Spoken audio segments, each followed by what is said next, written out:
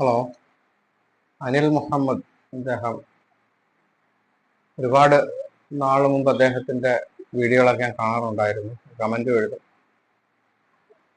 പിന്നെ അതിനുശേഷം അത് നിർത്തിയാണ് സ്വന്തമായിട്ട് പറയാനുള്ള അഭിപ്രായങ്ങൾ പറയാൻ തുടങ്ങിയത്. അപ്പം അദ്ദേഹം ഇപ്പൊ അടുത്ത സമയത്തൊരു വീഡിയോ ഇറക്കി. അതിനകത്ത് ഇറാനിൽ നിന്നും കുറെ ആൾക്കാർ ഹജ്ജുമായി ബന്ധപ്പെട്ട് മക്കയിലെത്തിയപ്പോൾ അവിടെ ഉള്ളവരൊക്കെ സ്വീകരിക്കുന്ന ഒരു രീതി കാണിച്ചു. അപ്പം എന്നിട്ട് സ്വർഗത്തെ കുറിച്ചും നരകത്തെ കുറിച്ചൊക്കെ പറഞ്ഞു. അത് മറ്റൊരു മതപരമായി ബന്ധപ്പെട്ട ഒരു രീതിയിലാണ് അദ്ദേഹത്തിന്റെ സംസാരം. അപ്പൊ ഇവിടെ ബഹുമാന്യന അനിൽ മുഹമ്മദ് സാർ, നിങ്ങൾ മനസ്സിലാക്കേണ്ടത്, ഈ സൗദി അറേബ്യയില് ഇന്ത്യയിൽ നിന്നൊക്കെ ആൾക്കാർ ഇറങ്ങുന്നതിന് മുമ്പേ തന്നെ ഇറാനികൾ അവിടെ എത്തുമായിരുന്നു. അവരവിടെ തൊഴിൽ, അതുപോലെ തന്നെ കച്ചവട കാര്യങ്ങളുമായിട്ടൊക്കെ ബന്ധപ്പെട്ട് അവർ കൃഷിക്കും അങ്ങനെയൊക്കെയുള്ള കാര്യങ്ങളുമായിട്ട് ബന്ധപ്പെട്ട് അവിടെ ഒരുപാട് പേര് ഇറങ്ങിയിട്ടുണ്ട്. സൗദി അറേബ്യ അൽഹസ ഹഖൂഖ് എന്ന് പറഞ്ഞ സ്ഥലത്ത് തന്നെ ഒരു പ്രത്യേക സ്ഥലത്ത് അവരുടെ ഒരുപാട് ആൾക്കാർ ഉണ്ടായിരുന്നു. അവരവിടെ താമസിച്ചു 10-15 വർഷമൊക്കെ കഴിഞ്ഞ മെമ്പർഷിപ്പൊക്കെ അവിടുത്തെ മെമ്പർഷിപ്പൊക്കെ കിട്ടി. അവിടുത്തെ സിറ്റിസൺ ആയി. അത് കഴിഞ്ഞ് അത് പെറ്റിപിരിക്കും. അവിടെ ആൾക്കാരൊക്കെ അവർ കൂടി ഫാമിലി ആയിട്ടൊക്കെ വന്ന് കൃഷി ഇടപാടുമായിട്ടൊക്കെ ബന്ധപ്പെട്ട്, അതിനൊക്കെ മാർക്കറ്റ് സൂക്ക് കച്ചവടമായിട്ടൊക്കെ ബന്ധപ്പെട്ട് ഒരുപാട് ഇറാനികൾ ഇറങ്ങി. അപ്പൊ ഇന്ത്യക്കാരൊക്കെ അന്ന് കുറവായിരുന്നു. അതുപോലെ തന്നെ യമനികൾക്ക് വിസ പോലും വേണ്ടായിരുന്നു. അവർക്ക് വണ്ടി കയറി ഒന്ന് ഇറങ്ങായിരുന്നു. ആ സമയത്തൊക്കെ ഇഷ്ടംപോലെ ആൾക്കാർ അവിടെ കയറി. അപ്പൊ ഇവര് ഒരു പ്രത്യേകമായ ഏരിയയിലാണ് ഇറാനികൾക്ക് ഷിയയിസത്തിന് അവര് താമസ സൗകര്യങ്ങളും കാര്യങ്ങളും ഒക്കെ ഒരുക്കിയത്. അതുപോലെ ദമാം കുതിരിയ എന്ന് പറയുന്ന സ്ഥലത്ത് ഒരുപാട് പേരുണ്ട്. അപ്പൊ അവരുടെ പള്ളികളും കാര്യങ്ങളും ഒക്കെ സെപ്പറേറ്റ് ആണ്. അവര് സുന്നികളുടെ പള്ളികളിലൊന്നും പോകാറില്ല. അവിടെ ഒന്നും അവരെ കയറ്റത്തുമില്ല. അതിന്റെ വിഷയങ്ങൾ ചുരുക്കിയെന്ന് പറയാം. അപ്പൊ ഈ ഷിയായിസം എന്താണെന്നുള്ള ചെറിയ രീതിയിലുള്ള ഒരു വീഡിയോ ഞാൻ ഇറക്കിയിട്ടുണ്ടായിരുന്നു. അപ്പൊ അത് പറയാനാണെങ്കിൽ 3-4 മണിക്കൂർ പറയേണ്ടി വരും, ചെറിയ രീതിയിൽ പറയാൻ. അപ്പൊ അങ്ങോട്ട് പോകുന്നില്ല. അപ്പം ഇവര് ഹജ്ജിന് വരുമ്പോ അവരുടെ ആൾക്കാരൊക്കെ, ഒരുപാട് ആൾക്കാരൊക്കെ അവിടെ ഉണ്ട്. ഇപ്പൊ ചെറിയ ചെറിയ ഗവൺമെന്റ് തലത്തിലൊക്കെ ജോലി ചെയ്യുന്നവരും അങ്ങനെ പല മേഖലകളിലുണ്ട്. എനിക്ക് തന്നെ ഞാനവിടെ വർക്ക് ചെയ്ത സമയത്ത് സ്വന്തം ബിസിനസ് ആയതുകൊണ്ട് ഒരുപാട് പേരുമായിട്ട് ബന്ധമുണ്ടായിരുന്നു. അങ്ങനെ ഇവരിപ്പോ ഇറാനിൽ നിന്ന് പുതിയ പുതിയ പ്രഗത്ഭരായ ആൾക്കാരൊക്കെ വരുമ്പോൾ അവര് പോയി അവരെ സ്വീകരിക്കുകയൊക്കെ ചെയ്യും.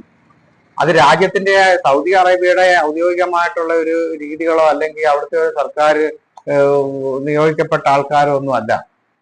ഹജ്ജിനൊക്കെ എല്ലാ കാലങ്ങളും അവിടുന്ന് ഇറാനിൽ നിന്ന് ഉംറയ്ക്കൊക്കെ വരുമ്പോൾ ഇവരുടെ ആൾക്കാരൊക്കെ അവിടെ ചെന്ന് അവരെ സ്വീകരിക്കുക എന്നുള്ളതൊക്കെ ഒരു സ്വാഭാവിക സംഭവമാണ്. അപ്പൊ അതിനെ എടുത്ത് കാട്ടിക്കൊണ്ട് മതപരമായിട്ടുള്ള വീക്ഷണത്തെ നിങ്ങൾ ചോദ്യം ചെയ്യുന്നതൊട്ടും ശരിയല്ല. കാരണം ജിയായിസത്തിന്റെ ആചാരം, കർമ്മശാസ്ത്രപരമായിട്ടുള്ള കാര്യങ്ങളൊക്കെ വളരെ വ്യത്യസ്തമാണ്. ഇസ്ലാം എന്ന് പറയുന്നത് പ്രവാചക ചര്യയും ഖുർആനുമാണ്. ഈ രണ്ട് കാര്യങ്ങളും ഒത്തുവരണം. പ്രവാചകൻ സല്ലല്ലാഹു അലൈഹി വസല്ലം പഠിപ്പിച്ചത് എന്താണോ അത് അനുധാപനം ചെയ്യലാണ് ഇസ്ലാം എന്ന് പറയുന്നത്, അല്ലെങ്കിൽ മതത്തിന്റെ ചര്യകൾ. അപ്പൊ ഷിയായിസം എന്ന് വെച്ചാൽ ബന്ധപ്പെട്ട കാര്യങ്ങളെന്ന് വെച്ചാൽ അവര് നമസ്കാരം വ്യത്യാസമുണ്ട്, അതുപോലെ ബാങ്കുളി വ്യത്യാസമുണ്ട്, ആചാരങ്ങൾ മൊത്തത്തിൽ വ്യത്യാസമാണ്. സുബഹി നമസ്കാരം സുബഹിയായിട്ട് നമസ്കരിക്കും, ലൊഹറിന് വന്നിട്ട് അസറും ലൊഹറും ഒന്നിച്ച് നിസ്കരിക്കുകയും, അതുപോലെ തന്നെ മഗ്‌രിബിന് വന്നിട്ട് ഇശായും മഗ്‌രിബും ഒന്നിച്ച് നിസ്കരിക്കുകയും. ഇനി നമസ്കാരത്തിൽ തന്നെ ഒരു കല്ലെടുത്ത് അവർ തറയിൽ സുജൂദ് ചെയ്യില്ല, അവന്റെ പായിലോ മുസല്ലയിലോ ചെയ്യില്ല. ഒരു വട്ടക്കല്ലുണ്ട്, അതെടുത്ത് അവർ വെച്ചിട്ട് അതിനകത്താണ് സുജൂദ് ചെയ്യുന്നത്. ബാങ്കിൽ പോലും അശ്വദ് തന്നെ മുഹമ്മദ് റസൂലുള്ള പറഞ്ഞിട്ട് അശ്വദ് തന്നെ ഒലിയുള്ള പറയാറുണ്ട്. വേറെയും വാക്കുകളൊക്കെ അതിനകത്ത് ചേർക്കാറുണ്ട്. അപ്പൊ ഇത്തരത്തിലൊക്കെയുള്ള ആചാരപരമായിട്ട് അള്ളാഹുവിന്റെ റസൂൽ എന്താണോ പഠിപ്പിച്ചത് അതിന് ഘടകവിരുദ്ധമായിട്ടുള്ള നിലപാടാണ് അവർ സ്വീകരിച്ചിട്ടുള്ളത്. അതുകൊണ്ട് തന്നെ മതപരമായിട്ട് ഒരിക്കലും ഖുർആനും സുന്നത്തും ഉൾക്കൊള്ളുന്ന, ലോകത്ത് എവിടെയുള്ള ഖുർആനും സുന്നത്തും ഉൾക്കൊള്ളുന്ന ഒരു മതപരമായിട്ട് കാഴ്ചപ്പാട് നല്ല നിലയ്ക്കുള്ളവരും ഇവരുമായി മതപരമായിട്ട് ഒരിക്കലും ഒത്തുപോകില്ല. അത് ആദ്യം അനിൽ മുഹമ്മദ് മനസ്സിലാക്കുക. പിന്നെ മാനുഷികപരമായിട്ടൊന്നും സൗദി അറേബ്യ യാതൊരു വിധത്തിലുള്ള തിരിവുകളും അവിടെ കാണിക്കാറില്ല. നാനാ വിഭാഗത്തിലുള്ള ആൾക്കാരും വന്ന് അവിടെ ജോലി ചെയ്യുന്നു, സമ്പാദിക്കുന്നു, കൊണ്ടുപോകുന്നു. ചിലപ്പോൾ ഇന്ത്യയിലെ തന്നെ അമുസ്ലിങ്ങൾ തന്നെ ആയിരിക്കും ഒരു അറബിയുടെ കടയിൽ അവിടുത്തെ ആളിനാളായിട്ട് നിൽക്കുന്നതൊക്കെ എനിക്കറിയാം നന്നായിട്ട്. അപ്പം മാനുഷികപരമായിട്ട് ഇസ്ലാമിനകത്ത് യാതൊരു വേർതിരിവുമില്ല. അതുപോലെ തന്നെ മതം പഠിച്ചിട്ടുള്ള ഒരു പണ്ഡിതന്മാരും അങ്ങനെ വേർതിരിവ് കാണിക്കത്തില്ല.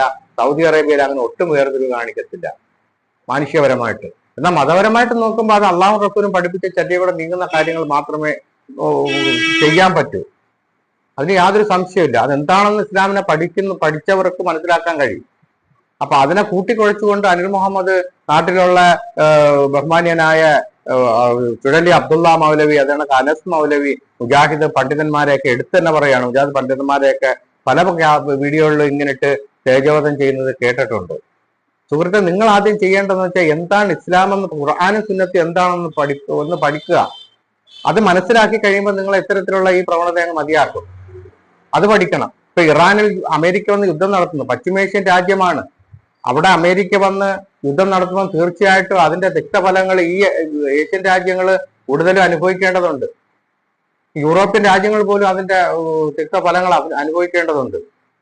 പിന്നെ അവിടെ വന്നിട്ട് അതിന്റെ അടുത്ത് കിടക്കുന്ന ഫലസ്തീനെയും അവിടെയുള്ള മുസ്ലിങ്ങളെയൊക്കെ ഇങ്ങനെ അമേരിക്ക ഇങ്ങനെ ഈ ജൂതന്മാരും അമേരിക്കയൊക്കെ വന്ന് കൊന്നൊടുക്കുമ്പം അതിനകത്ത് ആരും, ഒരു പണ്ഡിതനും ആരും മാനുഷികപരമായിട്ട് ചിന്തിക്കുന്ന ആരും അതിനെ സപ്പോർട്ട് ചെയ്യത്തില്ല. യാതൊരു സംശയമില്ല അതിന്. അപ്പൊ നിങ്ങൾ അതിന്റെ ഒരു പാറ്റന്റ് ഏറ്റെടുക്കുകയും വേണ്ട. അപ്പൊ ഷിയാക്കൾ എന്താണെന്നുള്ളത് ഇസ്ലാമിനെ കൊണ്ട് പഠിക്കുമ്പോൾ നിങ്ങൾക്ക് അത് മനസ്സിലാവും. ഒരിക്കലും കർമ്മശാസ്ത്രപരമായിട്ട് ഷിയാക്കളോട് ഒത്തുപോകാൻ അള്ളാഹുവിന്റെ റസൂലിന്റെ അനുയായികൾക്ക്, ഉമ്മത്ത് മുഹമ്മദ് സല്ലല്ലാഹു അലൈഹി വസല്ലം, മുഹമ്മദ് നബി സല്ലല്ലാഹു അലൈഹി വസല്ലം ഉമ്മത്തിന് പറ്റൂല. അത് പറ്റണമെങ്കിൽ അവരുടെ ആചാരം എന്താണെന്ന് നിങ്ങൾ പഠിക്കണം. എന്താണ് യഥാർത്ഥ ഇസ്ലാമിന്റെ ആചാരം എന്ന് പഠിക്കണം. ചുഴലി അബ്ദുള്ള മൗലവി പോലുള്ളൊക്കെ ഒരു പണ്ഡിതൻ ഇനി ഈ കേരളത്തിൽ വേറെ ഉണ്ടാവാൻ സാധ്യതയില്ല. സുന്നി പണ്ഡിതന്മാരെന്ന് വിശേഷിപ്പിക്കുന്നവരൊക്കെ അദ്ദേഹമായിട്ടൊന്ന് സംസാരിക്കട്ടെ. അല്ലെങ്കിൽ താങ്കൾക്ക് വേണമെങ്കിലും അദ്ദേഹമായിട്ട് മതപരമായിട്ടുള്ള കാര്യങ്ങൾ സംസാരിക്കാം, യാതൊരു സംശയമില്ല. അപ്പൊ ആ വിഷയത്തിലോട്ടൊക്കെ പോകുമ്പോൾ നമ്മൾ തീർച്ചയായിട്ടും ആ വിഷയങ്ങളെയൊക്കെ പഠിക്കണം. ഞാൻ മനസ്സിലാക്കുന്നത് നിങ്ങൾ ഭൂരിപക്ഷത്തിന്റെ ഒരു ഇഷ്ടം പോലെ ലൈക്കും അതുപോലുള്ള ഷെയറും കയ്യടിയും വോയിസും ഒക്കെ ഇങ്ങനെ കിട്ടാൻ വേണ്ടിയുള്ള ഒരു രീതിയാണ് ഭൂരിപക്ഷത്തെ എടുത്തുകൊണ്ട് ഇങ്ങനെ അതിൽ ചാഞ്ഞുകൊണ്ട് സംസാരിക്കുന്നത്. അതല്ല വേണ്ടത്. സത്യത്തിന്റെ മാർഗത്തിൽ ഇനി ആരൊക്കെ വെറുത്താലും ഒറ്റപ്പെട്ടാലും അവിടെ കൃത്യമായിട്ട് നിൽക്കേണ്ട ഒരു ആവശ്യമാണ്. അപ്പൊ നിങ്ങളത് കൂടുതൽ എനിക്കതിനകത്ത് പറയാനില്ല. പറയാൻ മനസ്സിലാക്കാനുള്ളതെന്ന് വെച്ചാൽ നിങ്ങൾ പരിശുദ്ധ ഖുർആന്റെ തിരുസുന്നത്തിന്റെയും അധ്യാപനങ്ങളൊക്കെ ഒന്ന് പഠിക്കും. റസൂലുള്ള എന്താണ് മതത്തെക്കുറിച്ച് പഠിപ്പിച്ചതെന്നൊക്കെ ഒന്ന് പഠിച്ചു കഴിഞ്ഞാൽ നിങ്ങൾക്ക് മനസ്സിലാവും എന്താണ് ജിയായിസം. അപ്പം ഭൂരിപക്ഷത്തെ നോക്കിക്കൊണ്ട് നമ്മളെ മതപരമായ കാര്യങ്ങളായിട്ട് വളച്ചൊടിച്ച് അവിടെ ഇങ്ങനെ ലൈക്കിനും ഷെയറിനും വേണ്ടി സംസാരിക്കരുത്. വളരെ ഗുരുതരമായ ഒരു തെറ്റാണ്. മുജാഹിദ് പണ്ഡിതന്മാര് ഒരു ആളുകളുടെ ഭൂരിപക്ഷത്തെ നോക്കി നിൽക്കലല്ല അവർ ചെയ്യുന്നത്. അവർ ഖുർആനും സുന്നത്തും നോക്കി നിൽക്കലാ ചെയ്യുന്നത്. ചിലപ്പോൾ ആരും കാണത്തൂല അവരോട് നിൽക്കാൻ. അതിന് പ്രശ്നമല്ല. പടച്ചവന്റെ മാർഗത്തിലാണ് അവർ സംസാരിക്കുകയും അതിനെക്കുറിച്ച് മാത്രമാണ് ചെയ്യുന്നത്. അവരൊക്കെ വ്യക്തിപരമായിട്ടൊന്നും ഒരു മുജാഹിദ് പണ്ഡിതനും ആരോടും യാതൊരു ഉള്ള വിരോധങ്ങളൊന്നും ഇല്ല. അവരെ ഓരോരുത്തരുടെ രക്ഷയ്ക്ക് വേണ്ടിയാണ് മുജാഹിദ് പണ്ഡിതന്മാർ സംസാരിക്കുന്നത്. പണം ഉണ്ടാക്കാനും, മുടി വിറ്റ് വെള്ളം വിറ്റ് കാശുണ്ടാക്കാനും, ജാറ പൂജ നടത്തി കാശുണ്ടാക്കാനും, അതുപോലെ മറ്റുള്ളവരെ തേജോവധം ചെയ്യലൊന്നും അവരെ പണിയല്ല.